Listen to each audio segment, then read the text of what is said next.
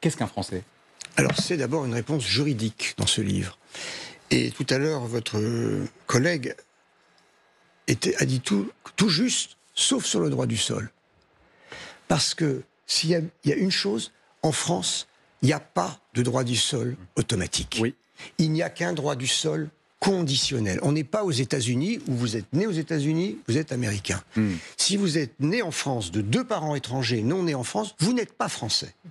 Il faut attendre au moins jusqu'à l'âge de 13 ans pour faire une déclaration. Donc il faut avoir été scolarisé, avoir appris la langue, avoir appris l'histoire, avoir été à l'école. Bon.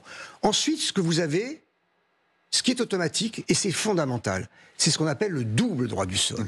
Si vous êtes né en France, d'un parent né en France, vous êtes automatiquement français. Ça a été fait en 1889, pour éviter que des petits-enfants d'étrangers, des quasi-français, échappent à l'obligation militaire, à leur devoir. Mais ce qui est intéressant, c'est que depuis, vous savez bien, on a eu des cartes d'identité françaises, des passeports, sécurisés.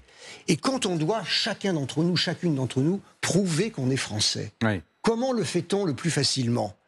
En montrant que vous êtes né en France, d'un parent né en France. Si ça n'est pas le cas, vous savez, un parcours très compliqué pour prouver votre nationalité française. Donc quand Mme Le Pen répète dans le débat d'hier qu'elle veut supprimer tout le droit du sol, en fait, elle déstabiliserait toute la preuve de nationalité pour plus de 90% des Français. D'accord. Donc ça, c'est quand même fondamental à savoir, c'est que nous avons dans notre droit, nous avons inventé la filiation, dit le droit du sang, en 1804 dans le Code civil, mais nous avons gardé le droit du sol depuis 1515, on a le droit du sol, et avec le double droit du sol, on s'est donné une marque de garantie de notre nationalité à tous et à toutes, et si on veut y toucher, on déstabilise tous les Français.